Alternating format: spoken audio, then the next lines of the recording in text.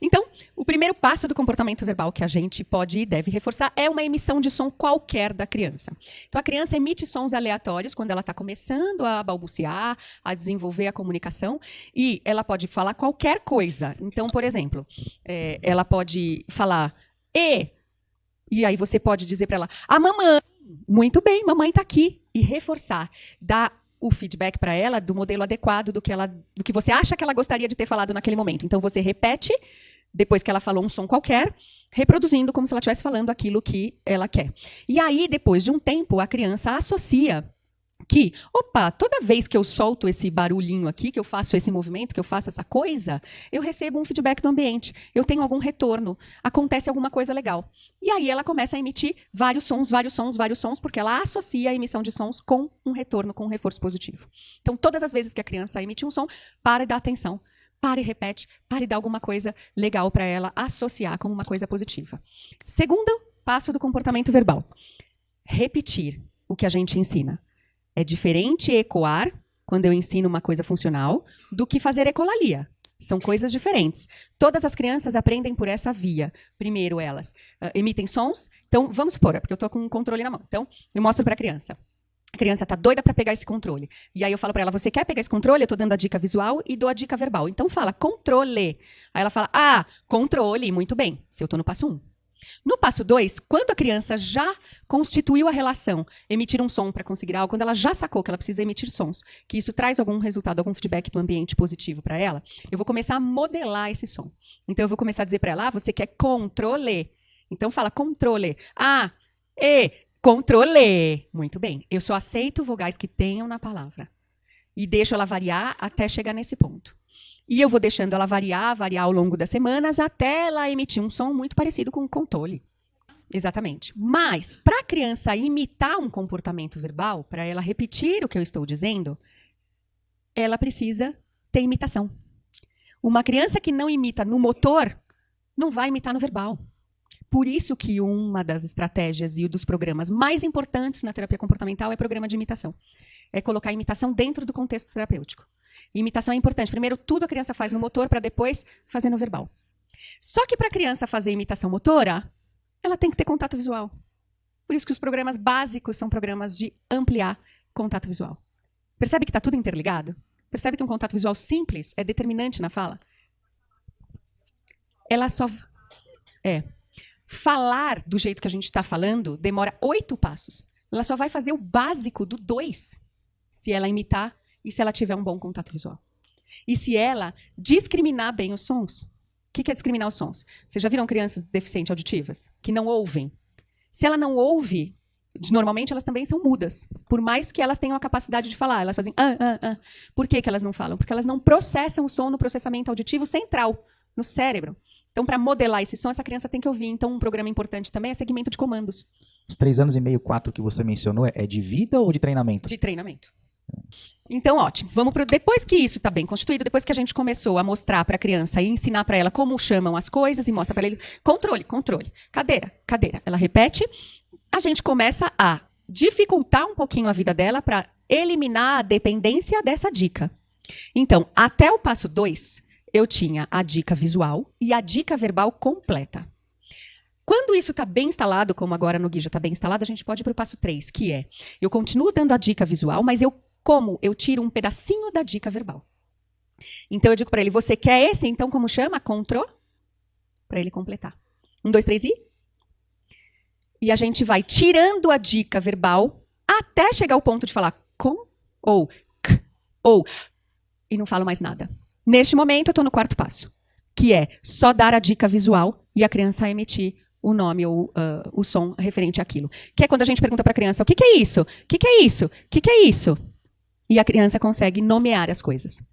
Tá? Esse é o 4º passo. Depois que a criança nomeia tudo e sai nomeando, quando for uma palavra nova que a criança não conhece, eu volto para o passo 2, mostro como chama aquela coisa, volto para o passo 3 para ela completar, até ela aprender consistentemente só nomear tudo que eu mostrar para ela. Neste momento, no quarto passo, se a criança já tudo que eu mostro, ou as coisas que ela conhece, ela nomeia sozinha, a gente vai para o quinto passo. No quinto passo, eu tiro mais um pedacinho da dica. Veja, eu não vou tirar nada radicalmente. Lembra do procedimento de aproximações sucessivas? É o inverso agora. Eu vou tirando aos poucos para não ter margem de erro. É tudo controlado. No quinto passo, até o quarto passo eu estava dando a dica visual, e no final do quarto passo eu tirei. E no quarto passo eu não dou mais a dica verbal, que é como chama. Né? Lá no terceiro passo, a gente foi comendo um pedacinho da palavra até não ter mais palavrinha nenhuma. Agora, no quarto passo, a gente já não dava mais a dica verbal, mas continuava dando a visual. No quinto passo, a gente tira a visual também. A gente pode colocar dentro de uma caixa um objeto ou um animal e dizer para ele, ó, que animalzinho é esse que você está pegando? Olha só, ele é um animal, ele tem pelinhos, tem 4 patas, faz au-au. Eu estou dando as funções e as características, são outras áreas do cérebro, para ele emitir a resposta cachorro. Ou, o que é isso aqui? Olha só, coloca os dedinhos aqui dentro. Serve para recortar, a gente segura na mão, corta o papel. É a tesoura. Tá? Depois você tira a dica também tátil, até você ir dando as funções, as características. Como chama aquilo que você usa para jogar lá na quadra com seus amigos? Bola. E ele precisa usar outras funções cognitivas para emitir uma resposta verbal. No começo, você pode colocar numa caixa, para ele ter o apoio gestual. Ou você pode brincar de o que é. Qual é o animal da fazenda que dá leite, faz mu, é grande? Né? Não necessariamente você precisa usar a caixa. Você pode usar sem. É que ajuda no começo. Quando a criança já aprendeu o que é, já sabe a partir de dicas de função dos objetos ou de características das coisas, emitir o nome daquilo, a gente passa para o sexto passo, que aí eu vou ensinar as frases para a criança. Que ela vai começar a juntar 2 ou 3 palavrinhas para se expressar. Então, frases, como é que a gente faz? Eu coloco aqui a foto de um menino, a foto de um chute e a foto de uma bola. Porque lá no quarto passo, ele aprendeu a identificar e a nomear quando eu mostro uma figura. E aqui ele vai nomear. Menino chutou bola. É isso, muito bem. Tá? Ou a gente associa cadeira com uma cor do lado cinza. Cadeira cinza, muito bem, é isso. Tá? A gente usa o que ele já aprendeu para ele falar. As frases. Tá claro isso? O sétimo passo, depois que a criança começou já a juntar as palavrinhas, identificando, a gente começa a apresentar uma figura com tudo isso reunido. Então, por exemplo, aqui, ó, aqui tem uma menininha caída, uma bicicleta caída do lado e ela machucada com uma carinha de dor. Para a criança dizer, a menina caiu da bicicleta, ela tem que ter feito esse passo antes. Para ela entender que aquilo é uma carinha de dor e o acontecimento, ela tem que ter feito esse passo antes. Para fazer essa identificação, ela tem que ter feito esse passo antes. Vocês percebem que uma coisa é dependente da outra? Não é óbvio isso? E o que a gente faz geralmente, que é o que eu estava fazendo lá na minha viagem, no dia que convocaram aquela reunião extra lá, mostrando uma figura assim, esperando que a criança já falasse do sétimo passo. É isso que a gente faz. Tem um monte de fono que faz isso. Começa a mostrar um monte de imagem assim. Não respondeu. Claro que ela não respondeu. Ela não criou todas essas milhares de outras sinapses antes. Faz sentido? Quando a criança começa eu mostro cenas e a criança começa a realizar essas inferências, já saber tudo o que está dentro dessa figura, são mais alguns meses, aí então a gente passa para o último passo, que é o relato de eventos passados. Porque quando eu pergunto para vocês o que vocês tomaram de café da manhã hoje de manhã, não vem um filminho para vocês decodificarem na cabeça, vem uma imagem dentro da memória. Até o sétimo passo, a gente tinha essa imagem num papel, ou numa tela, ou em algum lugar. A partir do 8º passo, isso está dentro da cabeça, você não tem mais no material concreto. E aí a criança precisa, dentro da cabeça dela, se eu pergunto o que você tomou de café da manhã, ela precisa, dentro da cabeça, inferir e decodificar. Eu tomei café, comi pão e comi bolacha. Maíra, pode acontecer que a criança tá meio com os níveis misturados, digamos assim? Sim, normalmente elas estão em 3 passos ao mesmo tempo, assim. Fiquei mais tranquila, então. Porque, assim, me parece, né? No caso do meu filho, que ele está entre o 5 e o 8. Mas assim. ele faz algumas coisas de 7, ele faz algumas coisas de 6, mas ainda o 5 não está perfeito. Não completamente. Isso, exato. Isso é normal. Eu devo insistir num passo? Não, você pode... a base do enrosco está sendo 5. Por isso que ele não foi totalmente para os outros ainda. Então, você não pode deixar de fazer o 5. Ele conta evento passado. Assim, mas...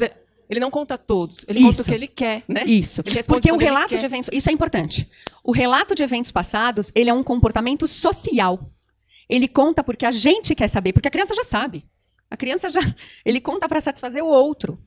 Então, como o prejuízo no autismo é um prejuízo social, esse passo é o mais difícil de todos de se instalar, porque ele faz pelo outro. Se você gostou deste vídeo e compreende a importância de proporcionar brinquedos que auxiliem no desenvolvimento do seu filho, recomendamos que conheça a nossa lista de brinquedos na descrição abaixo.